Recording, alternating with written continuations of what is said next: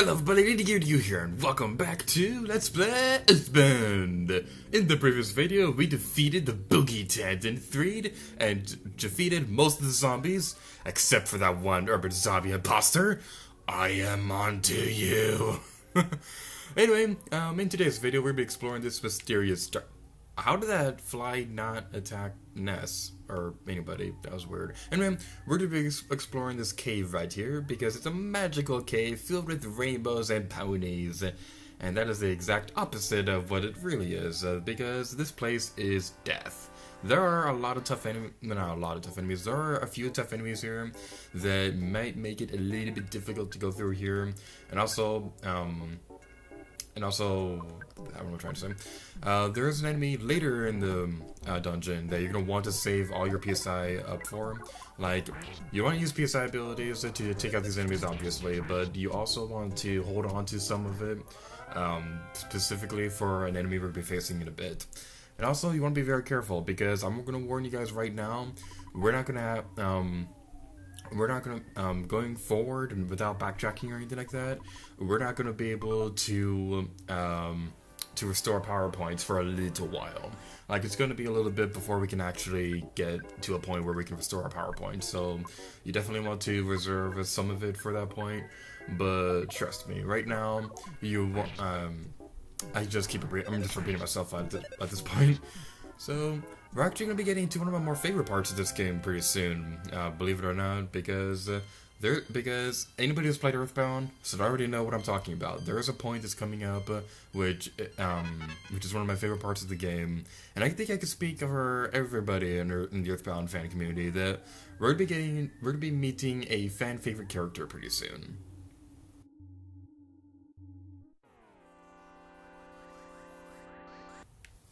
Alright, there's a thing over here we can open.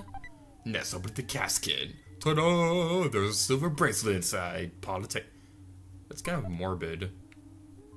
Okay, what's more morbid? Taking a bracelet from a casket or getting attacked by enemies before we even have a chance to run away from them? Alright, whatever. Let's just, what are we gonna do? We're gonna have, Ness and Jeff take out the urban zombie while we have Paula use the PSI ability against the zombie processor. So let's go take care of that. There's a status effect that I believe the zombie processors can do where if they do like a specific attack, I have it on screen right now exactly what happened, exactly what attack it is. But there's an attack where a little ghost will float around the characters' heads. This will make it so that that ghost will occasionally attack one of your party members. It doesn't do a whole lot of damage, but it's just more of an annoyancing thing. And it's just like with the PSI, we're not going to be able to have a point. We're not going to be able to get rid of it without backtracking, and we don't want to backtrack right now. Gyug, since you had fly on me, I consider you a friend. But actually, you're just a commoner. I am the mortal enemy of your kind. Alright, in the previous video, I was saying that the Boogie Tent, I consider that to be like to not be the main boss of Threed. This is what I consider to be the main boss of Threed. This is Mini Barf, and I'm not kidding when I say that's his name. 616 HP, 0 power points, 45 offense, 71 defense, 10 speed, 19 guts, 7,521 experience to defeat them, $416 to defeat them, will not drop an item. Weaknesses, 1% vulnerable to fire, 25% vulnerable to freeze, 50% flash, 0% paralysis, 50% brainshock, 10% hypnosis. Attacks bass low level damage. Exhales stinky breath, causes all the party members to cry. Vents a terrible odor, lowers your offense and defense. And Stinky Mucus, immobilizes party member. Right off the bat, what you want to do is that we're going to have Ness use PSI Rocking against them, but we're going to be doing it once. We're going to also use Paula's newly discovered PSI Fire Beta against this thing, so we can destroy it. Alright, and well, I guess we've already sort of had Jeff use a bottle rocket against, well, we can't, anyway, now, whatever. If we get the chance, I'm gonna have Jeff use a bottle rocket, a bottle rocket, blag, and a talk. Alright, so hopefully this will work. There are times where the bottle rockets won't work. It is a very powerful item, but there are times where the bottle rocket would not work for some reason. I haven't been able to find anything online saying exactly when the bottle rocket will not work, because I do know that some items have like an error rate, but I'm not sure if the bottle rocket does. I wanted to get your fly honey and gulp it down. Master Belgian, I love fly honey. And now we defeated him. So that's the point where I originally considered ending off the previous video, but now it's just going to be how we're going to be opening up this video. You must have a long, tough road ahead of you, do you not? No, there's no need to explain. I already know. You must be hungry. This is a good thing for you. I happen to be carrying something to eat. What would you like? Well, we don't actually need to get this stuff. You can if you want. I'm not gonna. You can if you want them. If you want to get one of these items, then I recommend getting croissant.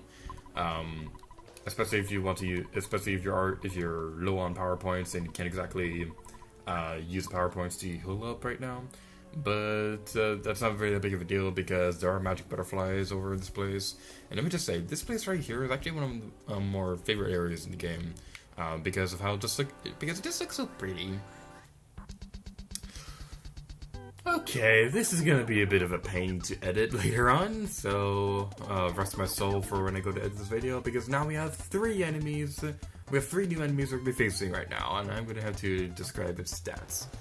The Armored Frog, 202 HP, 0 power points, 37 offense, 108 defense, 7 speed, 5 guts, 1,566 experience rate to defeat them, $77 to defeat them. Has a 128 chance of dropping a broken spray can. Weaknesses: 1% vulnerable to fire, 1% vulnerable to freeze, 50% flash, 50% paralysis, 10% Brainshock, 50% hypnosis. Attacks: Bass, low level damage. Makes something spin around, drains power points. You spin me. Accuracy. Farm Zombie, 171 HP, 0 power points, 31 offense, 24 defense, 10 speed, 15 guts, 700 experience, $58 when you defeat them. Has an 128 chance of dropping a skip sandwich. Weaknesses: 100% vulnerable to fire, 25% vulnerable to freeze, 99% flash, 50% paralysis, 10% Brainshock, 50% paralysis. Attacks: Bass, low level damage, laughs hysterically, no effect. Arctic cold breath causes a party member to cry, does something mysterious, no effect, always misses. And we have the Red Antoid. 112 HP, 30 power points, 29 offense, 27 defense, 10 speed, 4 guts, 1,175 experience when you defeat them, $35 when you defeat them. A Circuit Packet will appear as a 60 and 128 chance of appearing. Weaknesses: 100% vulnerable to fire, 100% vulnerable to freeze, 50% flash, 99% paralysis, 0% Brainshock, 99% hypnosis. Blah, I cannot talk right now. Attacks: Bass, low level damage, calls for up, summons another Red Antoid. Biting attack, high level damage, defense down alpha, lowers your defense. That's gonna be so fun to edit later on. Alright, the Armored Frog is probably the one we're gonna have to worry the most about right now because it has high defense, kind of. I don't want to look like. Yeah, it does have high. It has high defense. That's the moral of the story. The Armored Frogs have high defense.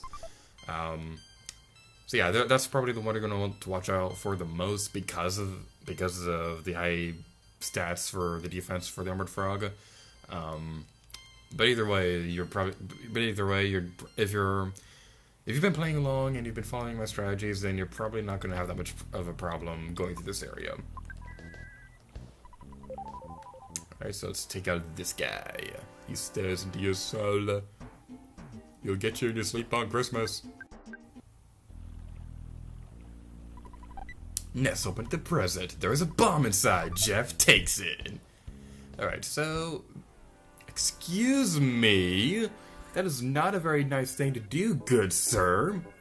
Make perfect sense to release it now because it is the 10th anniversary of Mario 3.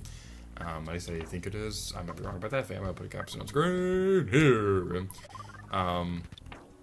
But the thing is, it's a little bit late in the Wii U's lifespan to kind of go through that kind of work because the Wii U undeniably has not actually sold that well. So I don't think Nintendo's going to risk releasing the Mother 3 translation on a console that will be replaced by the NX pretty soon. Now, I'm not entirely sure if it's going to be replaced because they have said that they're going to still release Wii U games alongside, even after the NX is released. but I kind of don't think they're going to make the effort to make Mother 3 for the Wii U Virtual Console this year. But what I do believe is that if they are still working on it, I think it may still release on the Wii U Virtual Console, it's probably just not going to happen this year. It might happen next year, it might happen for the NX Virtual Console, if that does have a Virtual Console, which, there's no doubt about it, the Virtual Console has been a huge success for Nintendo, kind of. So, there's no doubt in my mind that the NX will have a Virtual Console, and if it does, then I think Mother 3 would be a perfect game to launch it with. Alright, so the waterfall that we were checking out a little while ago, we do not have enough HP to recover anything. Do we have any items that can heal us?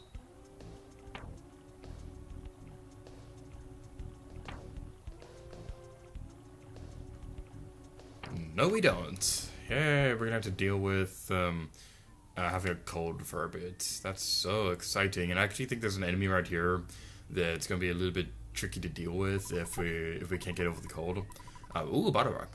What do I want to get rid of? Let's use this thing. Alright, so let's open up the present and get the bottle rocket in. So, yeah, we're gonna continue on through here. There's one more enemy in this area. Well, there it is right now.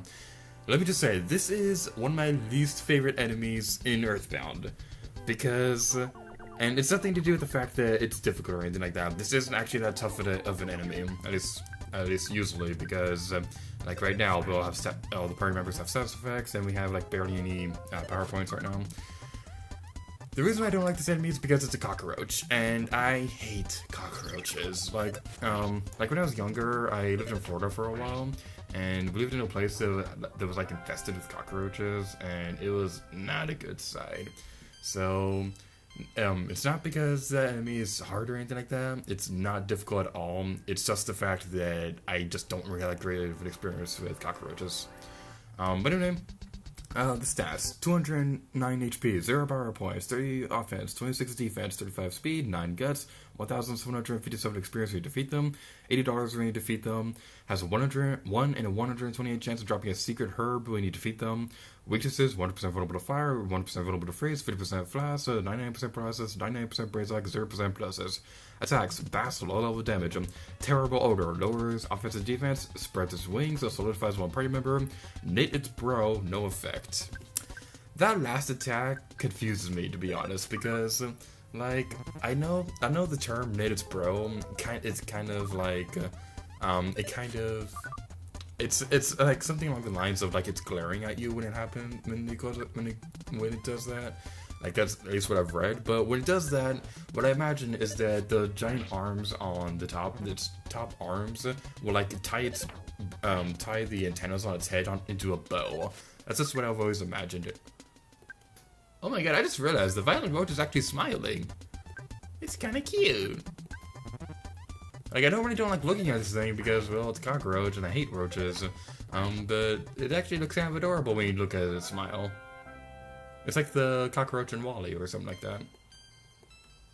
But anyway, we're not going to be leaving this place, and get ready for adorableness. That's all I can say about this next place. Except not, because we're still in the cave. Alert! Jeff's condition is critical. He will collapse if his condition isn't treated. Be careful. Alright, so that's the pop-up that will happen if you have a status effect that can damage your HP, but you don't take care of it for a while. So we're gonna be near a hospital pretty soon. We'll talk to this guy in a bit, but we need to go in this place right here because we need to go in here immediately. I'm Dr. Saturn, Zoom, and I can repair your body, doing. Do you want me to operate on you, ding? Yes. You're all fixed up, goody, boing. These things are the most adorable thing ever. These are Mr. Saturns, the fan-favorite creature of the EarthBound series. We feel groove. Hi-ho, me, Mr. Saturn. This place all are Mr. Saturns. This is so cute. Once upon a time, we were many, many. Every day, slowly, are less and less. Why? Boing. Alright, we did see there was like a bit of a foreshadowing with these creatures, with the Mr. Saturns, because earlier in the game, in Happy Happy Village, there was one house that had the one character who had like the different dialogue from everybody else. But now we actually see that the dialogue, the text for the dialogue thingy, is for like the Mr. Saturn creatures. The Mr. Saturns, like I said, they're the fan favorite creature of EarthBound because, well, they're just adorable. I think they've appeared in every EarthBound game. I'm not entirely sure about EarthBound Beginnings, but I do believe they were in Mother 3. Do you want slumber? KO! I love that right there in particular where they say KO because it reminds me of Working Mindy. That was one of my favorite television shows. After being fixed, the broken air gun became the Magnum air gun. Hoorah! Sleeping and the hospital, they're both free in this place, so throughout the course of 3, then going into the next area, it's definitely going to be a very good idea to come to this place if you can. We look like same. I give you special thing. Not now, Zoom. I give you on the way back, boing. Bye later. So, boing, you have $380. We trade Circuit Herb, but boing, you have $780. We trade Horn of Life. Alright, so, yeah, let's buy something. I apparently can't. Yeah, I'll check it later. Scary, scary guy, boing. Grapefruit Falls. Scary, sick, Barfy. Going, la la la. Ding, scary. Base, secret. Base behind Grapefruit Falls. A password? I tell. Beltran say password. Then stand still. Wait for 3 minutes. So that I'll be getting to that a little bit later in the video. What exactly that means. But I'm going to tell you right now. Talk to that guy because you cannot progress with the story unless you talk to that guy. Because there'll be something a little bit later that cannot trigger unless you actually talk to that person. Hi, you come buying? You can sell too. I, Mr. Saturn Boy, can do all for you. What do you want? What are you buying, Zoom? Alright, so, ooh, Horn of Life. Do I want that yet? No, we want the... Actually, first, what we want to do is that we're going to buy some new gear for our characters. Bionic Slinks, just like the other Slinksocks in the game, they're not that great of an item because... they're not that great of an item because, what am I trying to say? They're not that great of an item because they miss a lot of the time. Alright, so I'm gonna cut ahead to tell you guys what I'm gonna be buying in a bit, so I'll see you guys in a second. Alright, this is what I eventually ended up buying. I bought a lot of peanut cheese bars because they are very useful healing items because they kind of act like Ness's PSI healing alpha. You can heal a lot of HP from this item, so I highly recommend getting a bunch of those items for the next part of the game. Because, trust me, they're going to be very useful coming up because we're going to want to use our PSI attacks for more offensive-based stuff rather than healing. So the peanut cheese bar is going to be pretty useful for us right there. 3 to zombie phone. I saw a bad stink behind falls. Zoom. TMI, dude. Did I really just say what's wrong with me? Lots of fans and stink behind falls. Why? Boing! So, as I was saying, the Mr. Saturns, I've said this a lot of times already, but the Mr. Saturns are widely considered to be like one of the most adorable characters in EarthBound, and for good reason. They're really, really adorable. I love these things. They appeared in Super Smash Bros. As an item that can be used to destroy shields. I'm not entirely sure how that works, because they never really use that in this game. They never really use that ability in this game. I just don't think so. Maybe it might be free. I don't really know.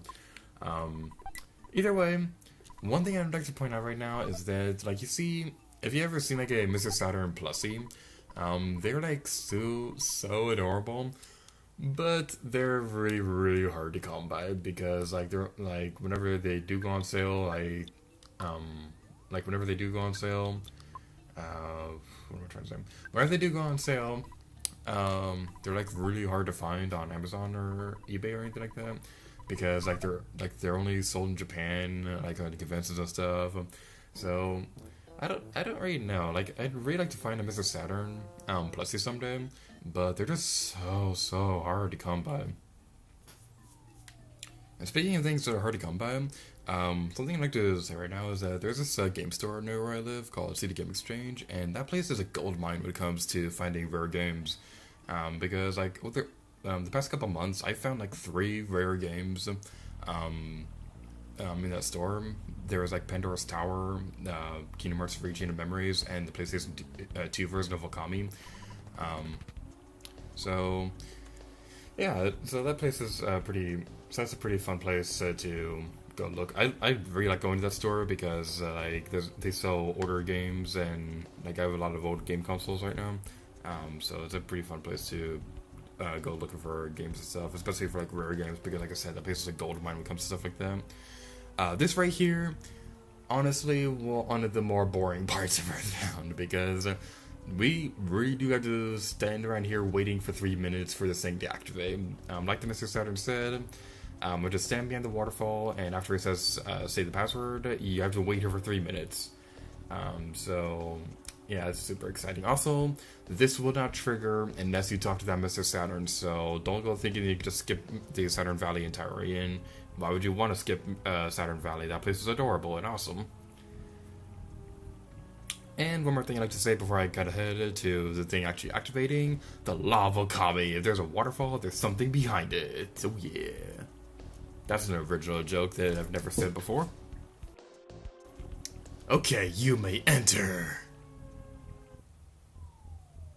And with that, we're getting this video off here, so thank you guys so much for watching this video of EarthBound. In the next video, we're going to be exploring this weird robotic factory thing.